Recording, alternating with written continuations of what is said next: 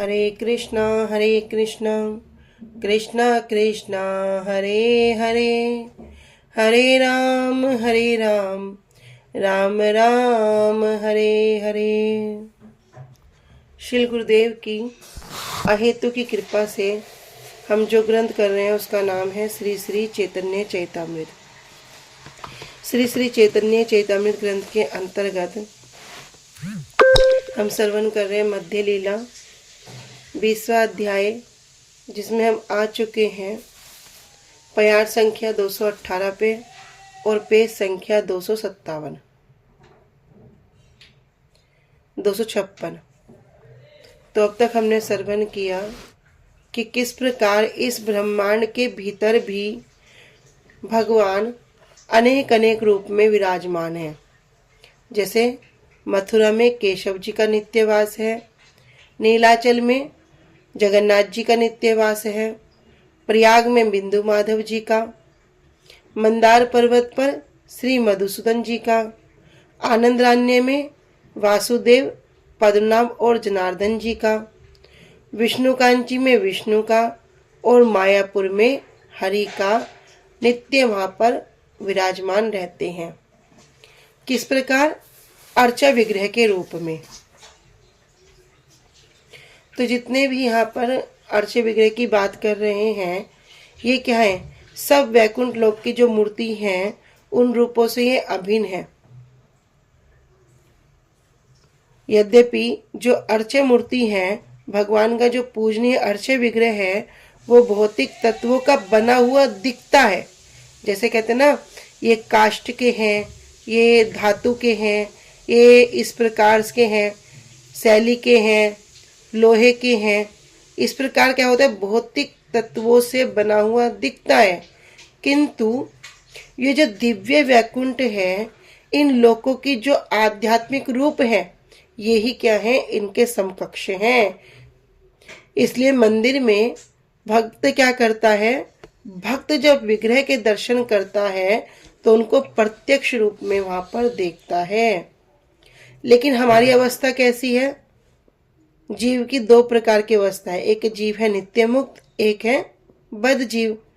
अभी बद्ध अवस्था में हम भगवान का जो आध्यात्मिक रूप है उसको देख नहीं पाते बद्ध अवस्था में, क्योंकि जो अप्राकृत वस्तु है उसको प्राकृत दृष्टि से गोचर होना संभव नहीं है। इसलिए कहा गया ना, प्राकृत वस्तु ना है अप्राकृत गोचर, कि प्राकृत इंद्रियों के द्वारा हम अप्राकृत वस्तु को नहीं देख सकते। तो जो अलग अलग रूप में होते हैं, यदि भौतिक तत्वों से दिखते हैं, तो कहते ना कि 8 प्रकार से हम विग्रह को देखते हैं। शैली, दारुमयी, लोही, लेप्या, लेख्या च सकेती, मनोमयी और मणिमयी, प्रतिमा अष्टविधा। ये क्या है? 8 प्रकार से हम इस रूप में देखते हैं। कभी पत्थर के, कभी काट के।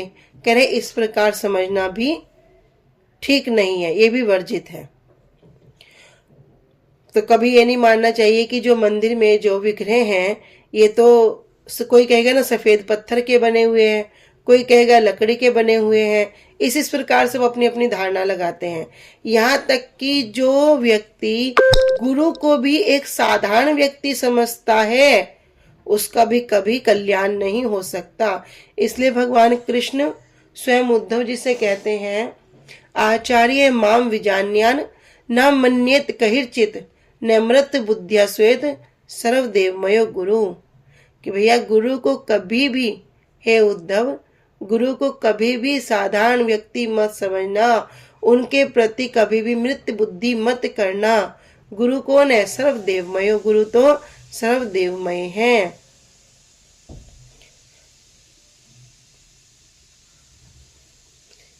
तो क्योंकि गुरु भी क्या कर रहे हैं? गुरु हमें वास्तव वस्तु की ओर अग्रसर कर रहे हैं, और वो उस धन से ओतप्रोत हैं जिस धन को वो वितरण कर रहे हैं। तो हमने अब तक ये श्रवण किया। आगे श्रवण करते हैं प्यार संख्या 218।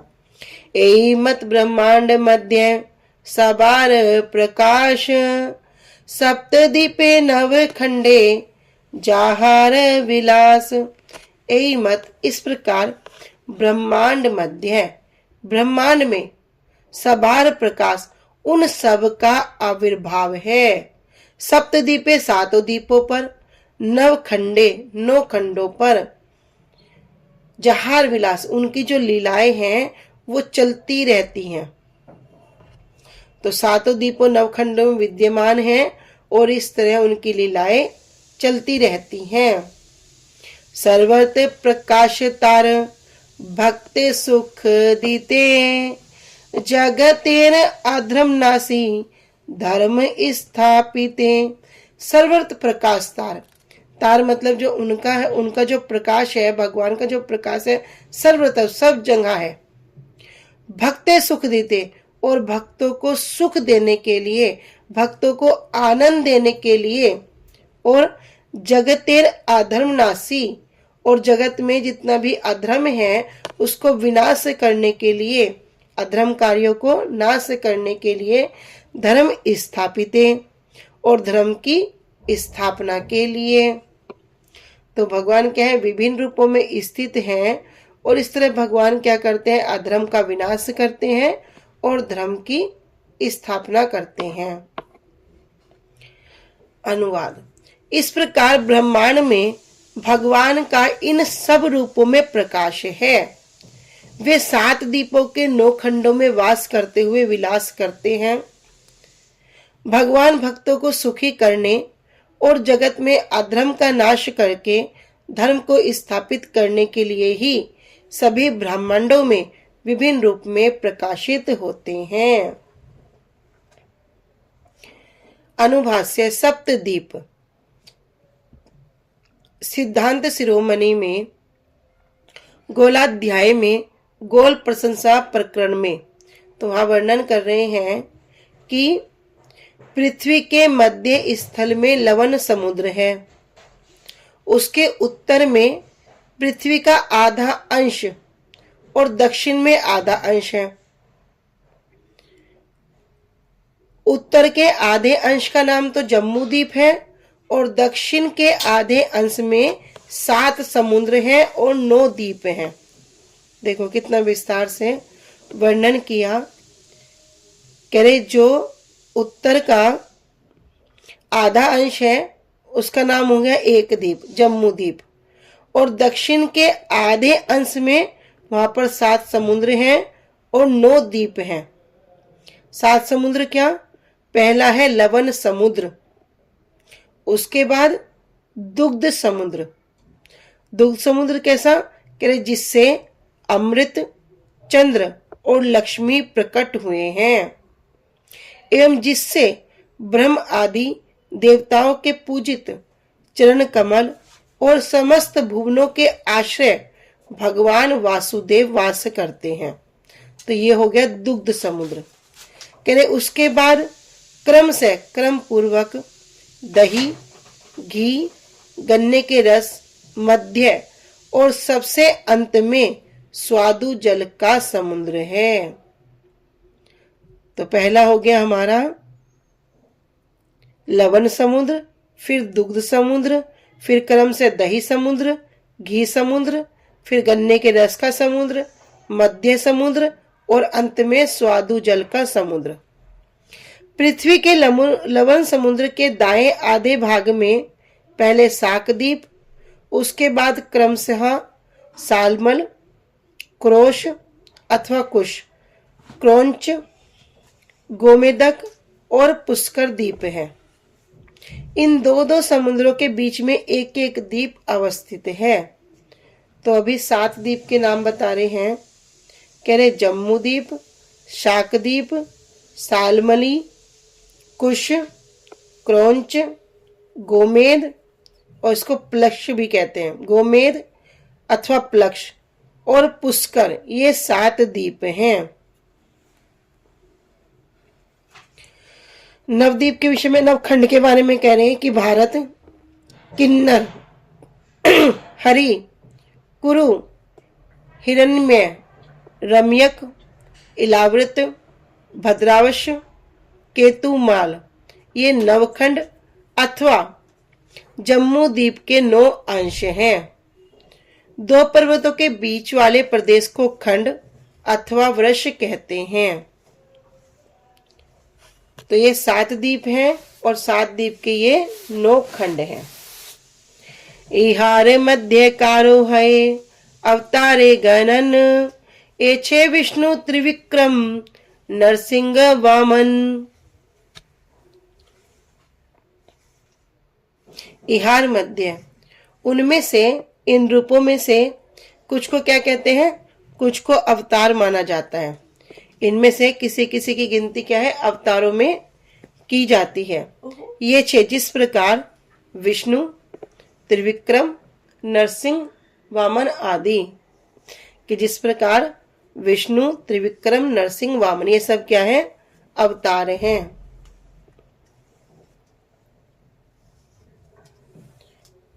अस्त्र धृति भेदे नेम भेदेर कारण, चक्र आदि धारण भेद सुन सनातन। अस्त्र धृति, अस्त्र को धारण करने के भेद से, नाम भेदेर कारण, इनके नामों में क्या है? भेद है। चक्र आदि धारण, और चक्र आदि जो इनके अस्त्र हैं, शंख, चक्र, गदा, पद्म, उनको धारण करने का भेद जो है, सुन सनातन, हे सनातन अब इसको श्रवण करो।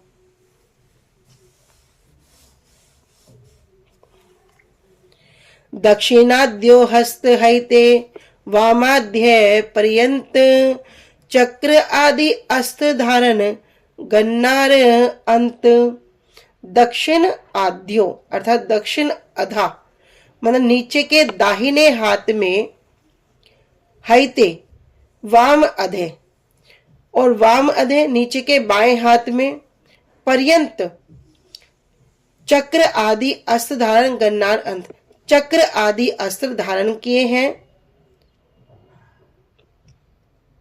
और गन्नार अंत अर्थात उनकी गिनती के अनुसार जो क्रम है। इन विष्णु मूर्तियों के द्वारा अस्त्र आदि को धारण करने के भेद से ही इनके नामों में भेद है। हे सनातन, अब तुम चक्र आदि अस्त्रों के धारण के भेद के विषय में सुनो।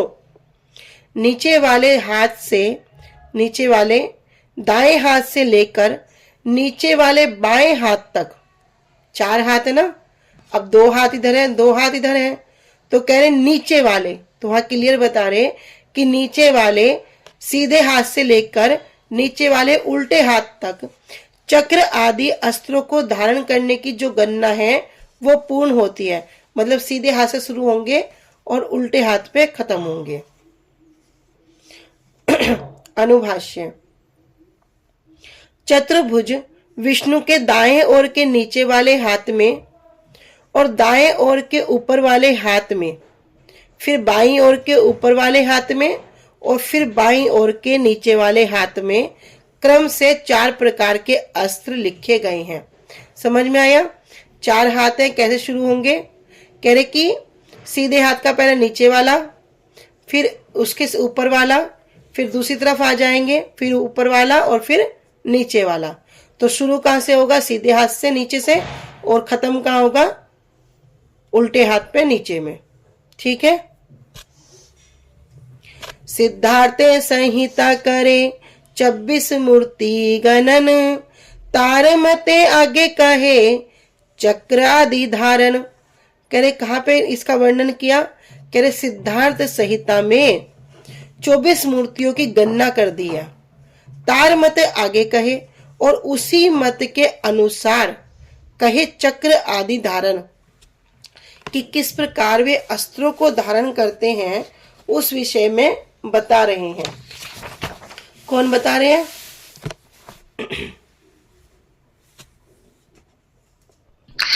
महाप्रभु जी। हाँ, महाप्रभु जी अभी वर्णन कर रहे हैं।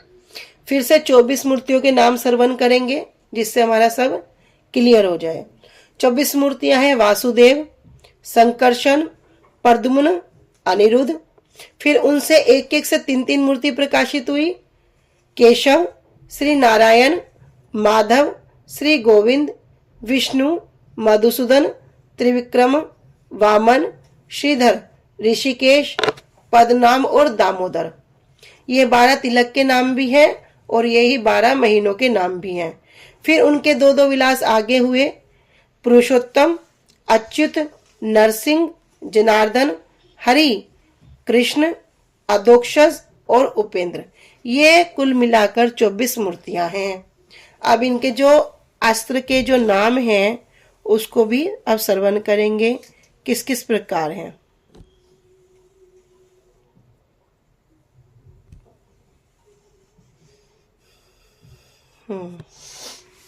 वासुदेव गदा शंख चक्र पद्मधर, संकर्षण गदा शंख पद्म चक्रधर।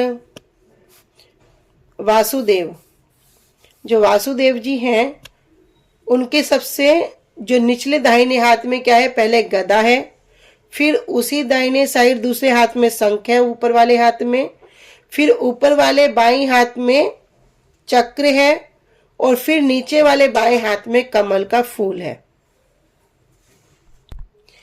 कह रहे भगवान श्री वासुदेव अपने नीचे वाले दाएं हाथ में गदा, ऊपर वाले दाएं हाथ में शंख, ऊपर वाले बाएं हाथ में चक्र और नीचे वाले बाएं हाथ में कमल धारण करते हैं।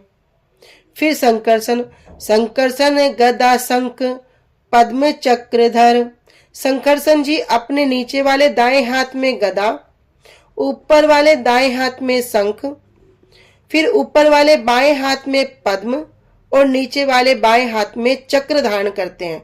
वासुदेव जी के नीचे वाले बाएं हाथ में कमल है, किंतु यहाँ पर संकर्षण जी के नीचे वाले हाथ में चक्र है। प्रद्युम्न चक्र शंख गदा पद्मधर, अनिरुद्ध चक्र गदा शंख पद्म कर। प्रद्युम्न जी अपने नीचे वाले दाएं हाथ में चक्र, ऊपर वाले दाएं हाथ में गदा, ऊपर वाले बाएं हाथ में शंख और नीचे वाले बाएं हाथ में पद्म अर्थात कमल धारण करते हैं। अनिरुद्ध जी अपने नीचे वाले दाएं हाथ में चक्र, ऊपर वाले दाएं हाथ में गदा, ऊपर वाले बाएं हाथ में शंख और नीचे वाले बाएं हाथ में कमल धारण करते हैं। परव्यों में वासुदेव आदि निज निज अस्त्र धर, तार मत कहिए सब अस्त्र कर। कि परव्योम में श्री वासुदेव आदि अपने अपने अनुसार अपने हाथों में अस्त्रों को धारण करते हैं। मैं सिद्धार्थ संहिता के अनुसार उनके मत के अनुसार यहाँ पर वर्णन कर रहा हूँ। अभी आगे जो इनकी 3 मूर्ति प्रकाशित हुई उनके विषय में श्रवण कर रहे हैं। श्री केशव पद्म शंख चक्र गदाधर, नारायण शंख पद्म गदा चक्रधर। कि श्री केशव, केशव जी का जो क्रम है पद्म, शंख, चक्र और गदा इस प्रकार धारण करते हैं। फिर श्री नारायण शंख, पद्म, गदा और चक्र धारण करते हैं। श्री माधव गदा चक्र शंख पद्म कर, श्री गोविंद चक्र गदा पद्म शंख धर। श्री माधव जी पहले गदा, ऊपर वाले सीधे हाथ में चक्र, ऊपर वाले बाएं हाथ में फिर शंख और फिर पद्म। इसी प्रकार श्री गोविंद जी चक्र, फिर गदा, फिर पद्म और फिर शंख। विष्णु मूर्ति गदा पद्म शंख चक्र कर, मधुसूदन चक्र शंख पद्म गदाधर। विष्णु मूर्ति पहले गदा फिर पद्म, जो पहले 2 हैं वे पहले 2 सीधे हाथ के हैं नीचे से ऊपर, और फिर जो 2 हैं वो उल्टे हाथ के हैं ऊपर से नीचे। ठीक है, विष्णु मूर्ति गदा पद्म शंख और चक्र धारण करते हैं। श्री मधुसूदन जी चक्र, शंख, पद्म और गदा धारण करते हैं।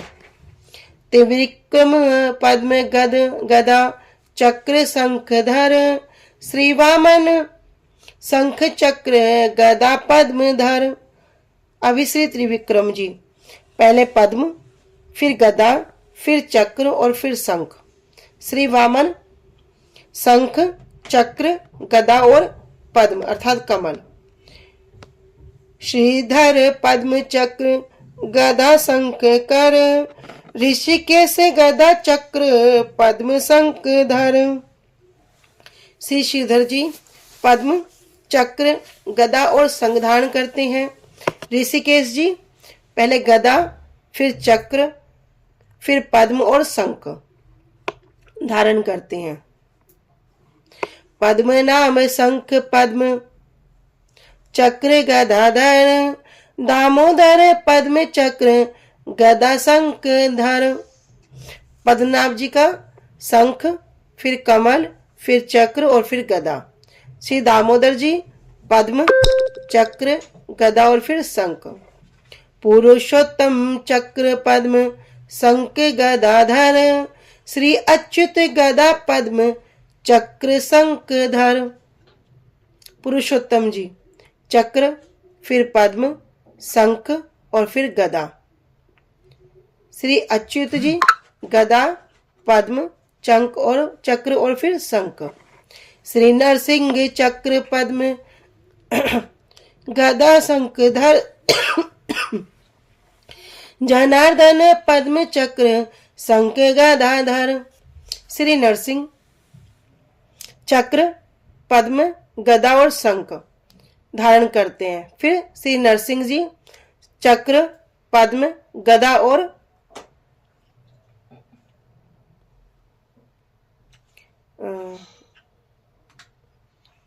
श्री नरसिंह, पहले श्री नरसिंह जी चक्र, पद्म, गदा और शंख धारण करते हैं।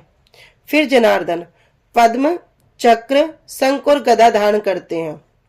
श्री हरि शंख चक्र पद्म गदाधर, श्री कृष्ण शंख गदा पद्म चक्र कर।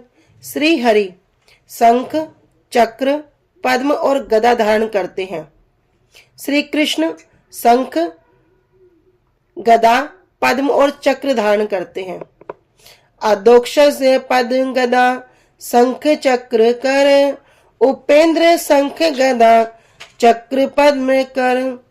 अधोक्षज जी पद्म, गदा, शंख और चक्र धारण करते हैं और उपेंद्र शंख, गदा, चक्र और पद्म धारण करते हैं। तो ये 24 के 24 के जो हम अस्त्रों के भेद से उनके नाम श्रवण कर रहे थे, तो उनमें किस प्रकार अस्त्रों का भेद है वो यहाँ पर हमने श्रवण किया। अस्त्र तो सेम है, बस उनके जो धारण करने की जो स्थिति है वो अलग अलग है। तो यहाँ पे उन 24 के 24 का वर्णन किया गया। ये 24 के विषय में हमने श्रवण किया, इनके अस्त्रों के विषय में श्रवण किया, इनके अस्त्र धारण करने की स्थिति के विषय में भी श्रवण किया। तो अभी जो भी कोई पूरे द्वादश तिलक नहीं लगाते, अगर वो इतना सुन के भी नहीं लगा पा रहे, फिर उनकी गति होना बड़ा दुर्लभ है।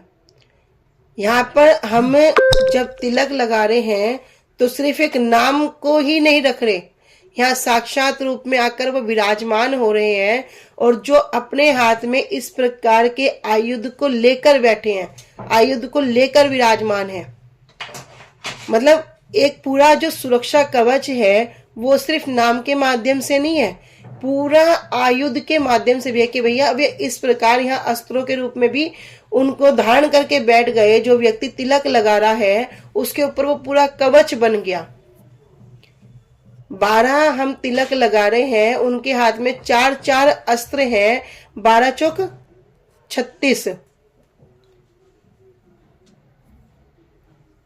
नहीं 12 चौक 48 उनके हाथ में अस्त्र हो गए। इतने अस्त्रों से सुसज्जित होने के बाद भी यदि कोई द्वादश तिलक नहीं लगा पा रहा है तो क्या करेगा फिर? इतनी महिमा जानने के बाद तो भैया अब क्या करो, अब तो अपना पक्का नियम से तिलक लगाना शुरू कर दो। तो 12 तिलक जैसे हम लगा रहे हैं, एक एक के हाथ में 4 अस्त्र हैं, 12 चौक 48 हो गए। तो सोच लो कि हमारे पास अभी 48 अस्त्र भी हैं। और वे भी हमें खुद यूज नहीं करने, मतलब वो भी यूज करने के लिए वे बैठे हैं, लेकिन हम इतना भी नहीं करते कि बस तिलक को, गोपी चंदन को थोड़ा सा घिस के उनको ढंग से हम लगा लें। तो जो नहीं लगाता वो लगाना शुरू कर दें। आगे चलते हैं। हये शीर्ष पंचरात्रे कहे, हये शीर्ष पंचरात्रे कहे सोल जन, तार मते कही एबे चक्रादि धारण। अभी तक तो सिद्धार्थ संहिता के अनुसार हमने श्रवण किया। अभी कह रहे हैं कि हय शीर्ष पंचरात्रे, तो हय शीर्ष पंचात नामक जो वैदिक ग्रंथ है उसमें जो वर्णन किया गया है, अब उसके अनुसार जो 16 मूर्ति हैं उनके विषय में बताएंगे कि किस प्रकार उन्होंने अपने अस्त्रों को धारण किया है। केशव भेदे म पद्म शंख गदा चक्रधर, माधव भेदे चक्र गदा शंख पद्म धर। केशव भेदे, तो भगवान केशव के बारे में बता रहे हैं कि पद्म, कमल, शंख, गदा और चक्र ये धारण करते हैं। माधव भेदे, माधव जी के अनुसार वे क्या करते हैं, पहले चक्र, गदा, फिर शंख और फिर कमल, इस प्रकार वे धारण करते हैं। तो यहाँ जो 16 मूर्ति के विषय में वर्णन कर रहे हैं, 16 मूर्ति कौन है? वासुदेव, संकर्षण, प्रद्युम्न, अनिरुद्ध, केशव, नारायण, माधव, गोविंद, विष्णु, मधुसूदन, त्रिविक्रम, वामन, श्रीधर, ऋषिकेश, पद्मनाभ और दामोदर। वे जो आगे जो 8 और विलास है उनको यहाँ वर्णन नहीं कर रहे। तो है नारायण भेदे नाना अस्त्र भेद धर, इत्यादि के भेदे एई सब अस्त्र धर। इसी प्रकार श्री नारायण के अस्त्र धारण में भी दोनों मतों में पार्थक्य है और इसी प्रकार सभी मूर्तियों में अस्त्र धारण में भेद है।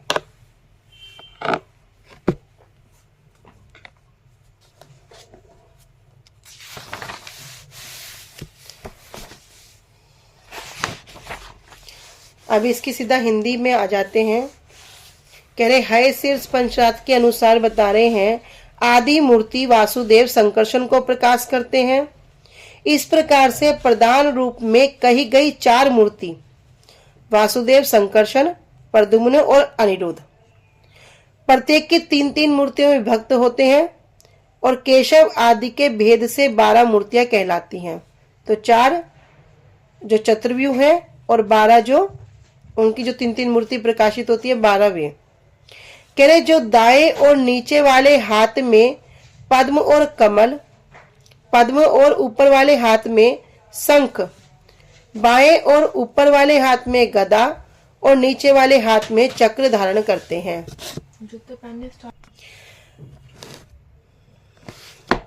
आदि मूर्ति श्री वासुदेव के इस भेद को केशव नाम से कहा जाता है। केशव मूर्ति के अस्त्र धारण के विपरीत क्रम से जिस मूर्ति में अस्त्र धारण होता है वे भुक्ति मुक्ति प्रदाता, भुक्ति अर्थात भोग, मुक्ति अर्थात मोक्ष, प्रदाता प्रदान करने वाली श्री नारायण नाम से कहे जाते हैं। जिनके बाईं ओर के नीचे हाथ में पद्म और ऊपर वाले हाथ में पंचजन्य शंख, दाएं ऊपरी हाथ में गदा और नीचे वाले हाथ में चक्र, ये आदि मूर्ति के भेद माधव के नाम से विख्यात हैं।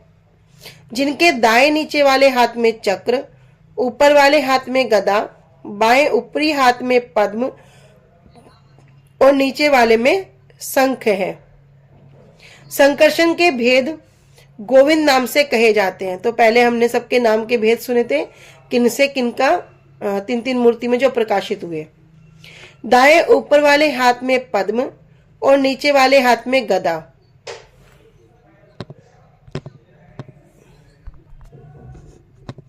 बाएं ऊपर वाले हाथ में शंख और नीचे वाले हाथ में चक्र। संकर्षण के ये भेद विष्णु नाम से कथित होते हैं जिनके दाएं ऊपरी हाथ में शंख और नीचे में एक चक्र दिखाई देता है। बाएं ऊपरी हाथ में पद्म और नीचे हाथ में गदा दिखाई देते हैं। संकर्षण के ये वेद मधुसूदन के नाम से कहे जाते हैं, जिनके दाएं नीचे वाले हाथ में पद्म और ऊपरी हाथ में गदा, बाएं ऊपरी हाथ में चक्र और नीचे वाले हाथ में शंख दिखाई देता है। बायां चरण ब्रह्मांडगामी और दायां चरण अनंत देव की पीठ तक कहा जाता है। वे त्रिविक्रम हैं, बलि की वंचना करने वाले और अधोलोक में अवस्थित, जिनके बाएं और ऊपरी हाथ में गदा और नीचे वाले हाथ में पद्म तथा दाएं ऊपरी हाथ में चक्र और नीचे वाले हाथ में शंख। इस प्रकार श्री वामन देव की मूर्ति सब ताल परिमाण में निर्मित करनी होगी। दाएं ऊपरी हाथ में चक्र, नीचे वाले हाथ में पद्म, बाएं ऊपरी हाथ में गदा और नीचे वाले हाथ में शंख युक्त, जिनके बाएं में लक्ष्मी देवी हस्त में कमल लेकर अवस्थित हैं और जो खड़े हुए हैं अथवा बैठे हुए, इस प्रकार अनुराग युक्त और विलासवान श्रीधर प्रद्युम्न के भेद कहलाए गए हैं। जिनके दाएं ऊपरी हाथ में चक्र महाचक्र, नीचे वाले हाथ में गदा, बाएं ऊपरी हाथ में पद्म, नीचे वाले हाथ में शंख विराजित है। उनको समस्त कामना पूर्ण करने वाले ऋषिकेश जानना होगा। जिनके दाएं ऊपरी हाथ में पद्म और नीचे वाले हाथ में पांचजन्य शंख एवं बाएं ऊपरी हाथ में चक्र तथा नीचे वाले हाथ में गदा अवस्थित है, वह मूर्ति मोक्ष प्रदाता पद्मनाभ जी के नाम से प्रतिष्ठित है। दाएं ऊपरी हाथ में पंजन्य शंख, नीचे वाले हाथ में पद्म, बाएं ऊपरी हाथ में गदा और नीचे वाले में चक्र अनिरुद्ध जी के भेद के को दामोदर के नाम से कहा जाता है। उन सब के साथ कमल और वीणा धारण करने वाली परम शुभा दो दो स्त्रियां विद्यमान रहती हैं। कमल और वीणा धारण करने वाली केशव आदि 12 मूर्तियां इस प्रकार से अग्रगण्य आदि सभी महीनों के अधिपति हैं। तो ये हम पहले भी जान चुके हैं कि ये सब कौन है, सभी महीनों के देवता भी है। तो ये हो गया हमारा पूरा कर्म।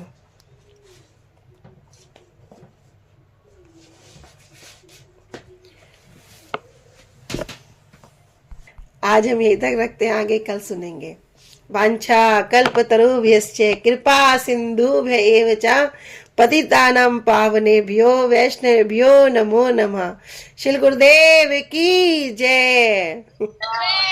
अनंत कोटि वैष्णव वृंद की जय। निताई गौर प्रेमानंदे। हरि हरि बोल। हरे कृष्णा। सभी को दंडवत प्रणाम। कुछ समझ में नहीं आया।